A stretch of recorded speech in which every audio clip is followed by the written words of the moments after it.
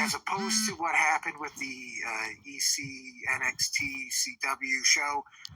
I got through maybe half of the AEW show, and it is just beyond me. How this thing's supposed to last 3 more years. I have no fucking idea how that's It's not, dude. There was a thing that came out the other week too, and I think we said it in passing. But they're actually, what is it? So for the rest of the month, and then December, and maybe even January, who knows? They're slashing all their ticket prices in half just to get people to show up. Like, well, I mean, of course, the way they can't continue to be like, oh yeah, we're like a high tier, high premium product when people show up and there's 1,300 people in a building that fits fucking 13,000. Yeah. There was a match last night that was, I assume it was last night because then I ended up watching it back clipped, but it was Penelope Ford and Jamie Hayter. Delicious. And in what? No, go on.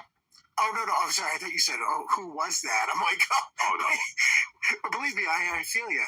But I'm watching this and I'm going, okay, what? They're like, Penelope Ford, this is her first match in 2 years.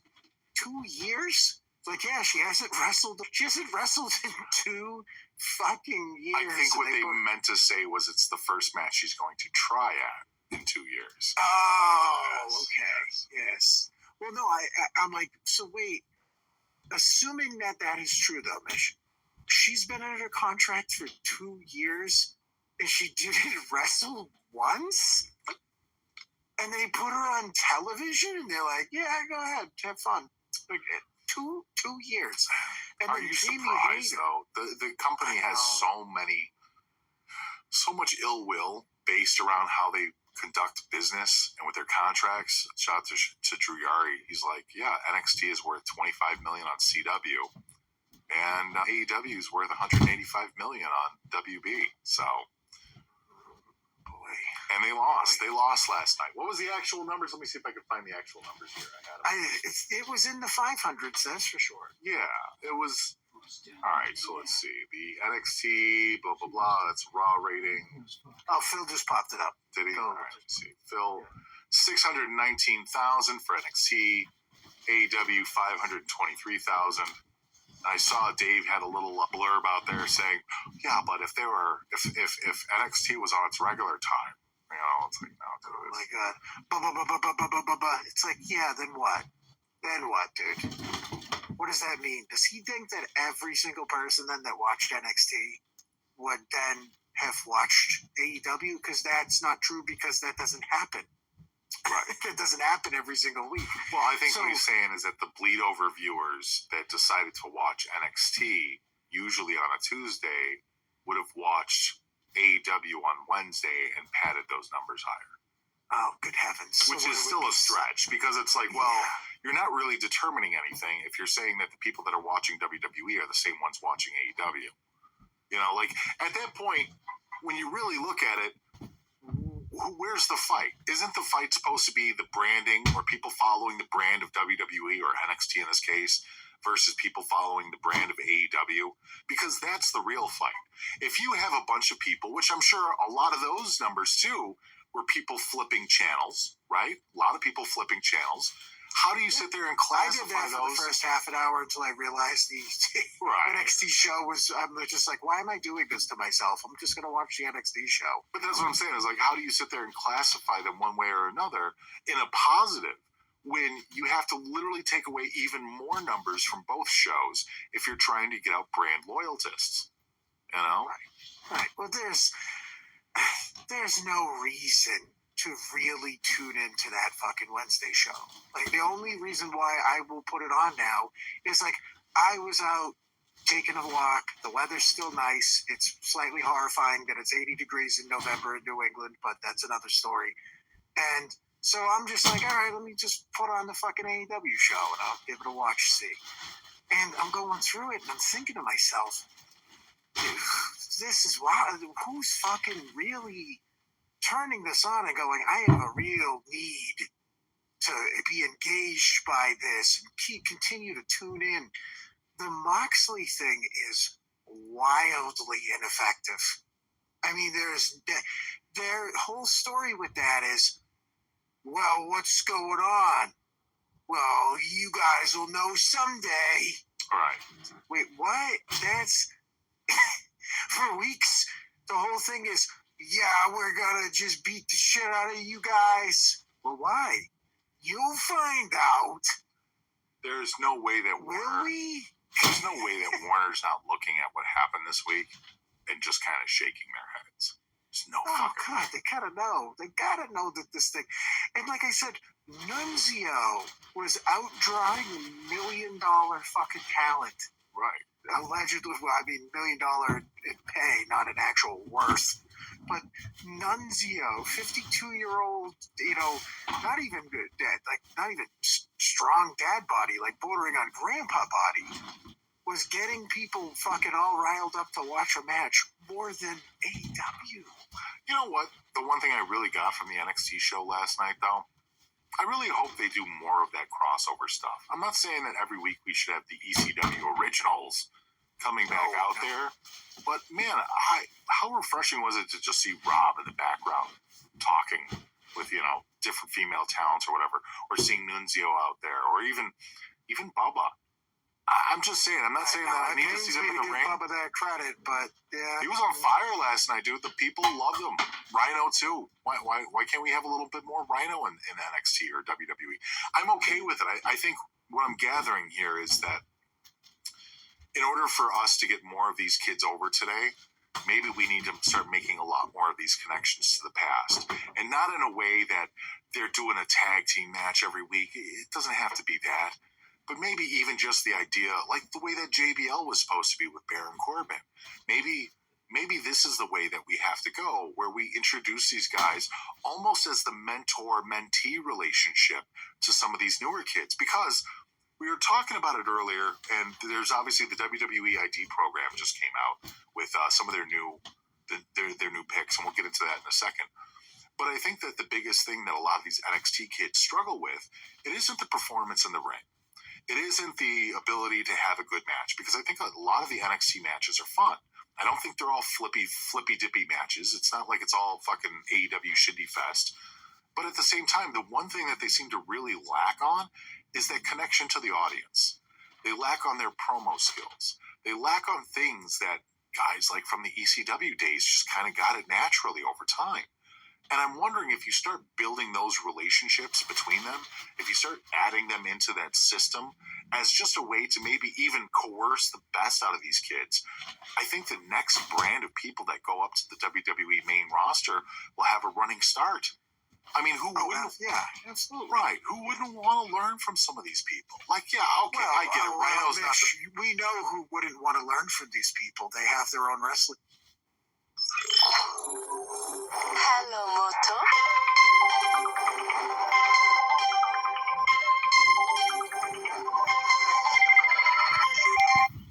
Show that can barely draw 500,000 people. Right. And part of the reason why they have a wrestling show that can barely draw 500,000 people is because they've been unwilling to grow and get better and learn. Right. And like that to me still remains as like, this was a big thing that people fought. And I don't feel like this argument's probably raging on as much on the internet anymore as it was 2 or 3 years ago. Yeah. But you remember when like Hangman Page said all this stupid shit and everything? Of course. There were people who were legitimately like, well, he's right. Do you remember like they were, well, of course he's correct. He shouldn't listen to these people. There were people actively listening to him say that shit and agreeing and advocating for him. Boy, oh boy, do they look fucking stupid now. I mean, they'll never admit it. And that's the problem right there, is they'll never admit it, and they have a problem with admitting when they made a mistake. And this is one of those scenarios among many that AEW has dug their boots into. That is a bad choice. It's a bad determination. The fact that you've had ultimately all of the vets openly come forth and say, hey, it's just a waste of time for me to try and guide these kids because they don't want to fucking listen. Like, what are you supposed to do with that? I mean, AEW is going to kill itself one way or another. If it isn't the lack of viewers, if it isn't the network looking at what a mistake that they've made, which they're fucking still power driving people out of that company, if it isn't, the wrestlers ending up hurting themselves out or getting turned on by the fans, it'll be something like you just never listened to the warnings that people gave you and you just decided to do things the wrong way this whole time. What did you expect was going to happen? Well, I mean, at this point, I want to be like, hey, Warner Brothers, I have a sack of magic beans, Right. and if you plant them, they'll grow up into the sky. Like, it is just, like I said, 3 years of this. Are there people that really think outside of, Tony's dad funding this, that it's going to go on for another 3 years? Right. Right. It's unwatchable. It's literally unfucking watchable, to the point that last night, like we've been, beaten on for the past hour, basically, that last night, a bunch of 50-year-old men in a company that a lot of people that were watching that show either weren't around for or barely remember were able to outdraw the fucking future. Oh, yeah. The future, which, by the way, is like, this is the future. And then also at the same exact time, I'm watching a segment with, and I know you love these guys, but let's call it what it is, with Lashley and Shelton and MVP. And I'm like, okay, these guys are all 50. And then they're like, and now here comes Swerve. And then Swerve just walks out. And he's like, I have a chain. And that's it. That's 7 minutes of television. They're being booked oddly. The Hurt Syndicate or whatever is just not being... I don't know. They're missing the swagger that they had when they were together in WWE. I don't know if it's more of a creative thing or maybe it's just Tony leaving everybody to their own devices. But this whole thing is falling flat because it makes... Hello, Moto.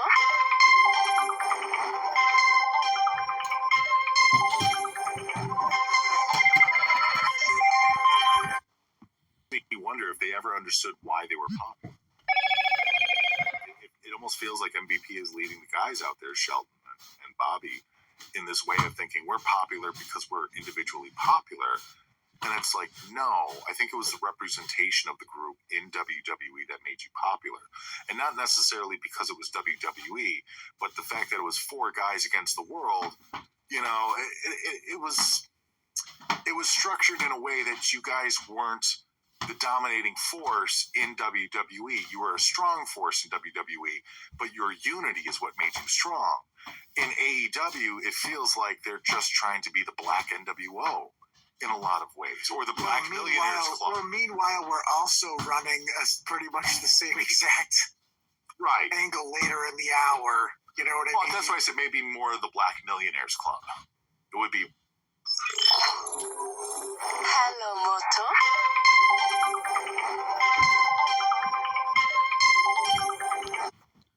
A little bit more accurate with Shelton and Bobby and MVP's ages, but still it's not coming off well. And the Swerve component is what it is.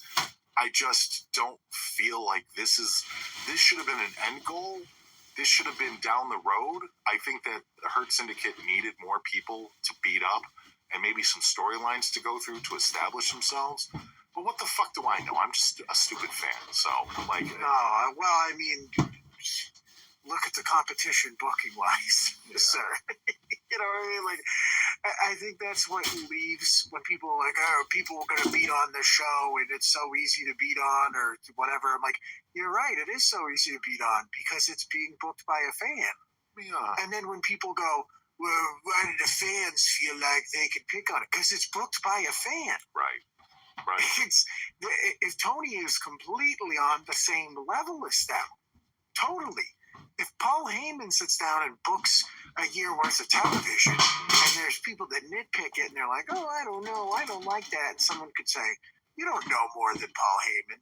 Well, here's the difference, and here's the silliness of that idea of where people just praise the feat of Tony Khan. It's like, you guys are all right. He's a fan, but here's the difference between a fan and an educated booker like Paul Heyman. Paul Heyman has scars and bruises where he fucked up that he will never make those mistakes again. Eric Bischoff, any of these old-time bookers. They've learned from their mistakes. They've learned from other people's mistakes. They have the background, or God willing, they have the dais of people around them that they trust, that know better, that can help guide them in the right direction. Tony shuns all of that. Tony shuns old lessons learned from WCW or TNA. Tony shuns educated, wise people. Well, I mean, I guess Jericho, maybe. But he shuns all the veteran talent that he's had around him. It's almost as if, at the end of the day, all that matters with Tony's creative booking is that Tony is happy. And that's the problem. It doesn't make anybody else happy but Tony. And that's where this whole Nepo baby shit, once again, it all goes back down to the same fucking funnel. Because here you got a guy who's running a promotion in 2024 that's supposed to be the future, as you say. And he has the ideas of whatever makes him happy in the moment. Like, he has just no forethought. I don't get the feeling that Tony surrounds himself with guys like, Arn Anderson. He doesn't surround himself with people like Jim Ross and genuinely ask them for help. From everything that we've heard and seen, Tony kind of is more of a recluse. He escapes. He runs away when people try to call him. He makes meetings with people and then leaves an hour before so he doesn't have to take the meeting. Like, Tony is everything against what you would think a successful creative booker, promoter, owner would be. Whereas you would think that a successful owner, creative booker would be the guy that's there early. He's going to be the guy that's in the room first. He's going to be the one there ready to listen to your ideas on how to make him money. Like, well, him making money isn't the goal, but there's I put a definition in the chat room. It's an education term. It's an educational based term. It's called productive struggle. Yeah. If you look it up, it's a methodology of actually being able to help somebody grow as a learner. So, productive struggle is a state of engaged learning where students or somebody who's engaged in learning work through challenging problems and develop critical thinking skills. So the definition is basically a student or somebody who's, learning in a situation faces problems they don't immediately know how to solve, but they persist and try different solutions. Okay, so this seems like a pretty basic method, right? Yeah. This is what you don't get when you have somebody like a Tony Khan, where instead of, oh, I've made a mistake, I realize I've made a mistake and I'm kind of left out to dangle. Instead of I'm left out to dangle and I need to figure this out or I need to take advice from people, he just goes and buys another wrestler. Right. Because it works. That worked for him. Let's be honest. Him drawing people over to AEW as the big fucking secret of the week, it absolutely worked. But that worked, 3, 4, 5 times? How many times has he brought in a secret group of people over and made a big announcement for him? How many big announcements has Tony Khan made since the inception of AEW? How many big announcements has there been? There's a statistic I want to see. Go on. Well, no, even when you said the whole thing with now the Hurt Syndicate or whatever it's going to be, remember when the Future Shock guys or whatever the fuck they were called?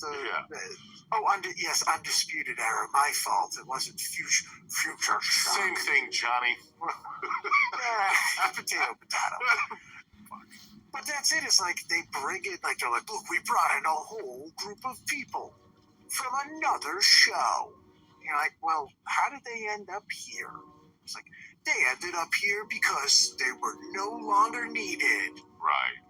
Huh? Well, that's when he started giving them carte blanche and gave them the microphone like Rusev. Come out here and say all the horrible things that company did to you.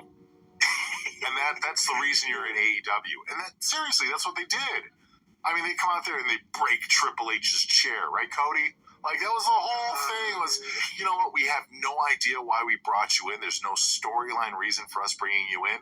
So how about we just give you a mic and have you talk to the fucking cretins in this audience and rile them up.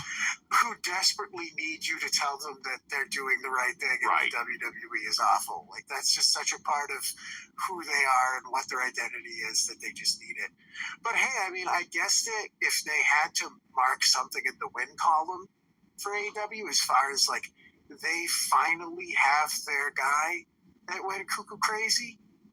They got the Jack Swagger. Oh yeah. They got their guy now. They finally have the He's person gone though. that's like, He's not in AEW anymore. oh, I know, but they finally have their truly disgruntled, off the rail employee. I don't think they've had one. I mean, they had Big Swole a million years ago who was like, Tony smoked my weed. Yeah. Didn't book it. Tony smoked my weed. Yeah, pretty much. That was the extent of her like issue with No, him. but there was also people like Lufisto and others that really got treated like shit by the company. Right, but they were never. I mean, I hate to describe Jack Swagger as this, but at one point he would have been in what was described as a featured role. William Regal could have been that guy, but he is such a gentleman and a professional that he decided to, I'll just say nothing. Like, yeah, he didn't go scorched earth like right. screaming. Cody into a kind of black did it. hole. CM Punk kind of did it. Like, I mean, if you want to talk about disgruntled employee, I think it's not Jake Hagar. CM Punk has to be first on that list because his gripes were public. Very public. I know, but did CM Punk also say Tony is a communist who tried Tony tried to hold me down, man? I'm like, wait a second. There's a lot of shitty things that people can say about Tony Khan. Yeah. I don't think he held people down. I think he just forgot they existed.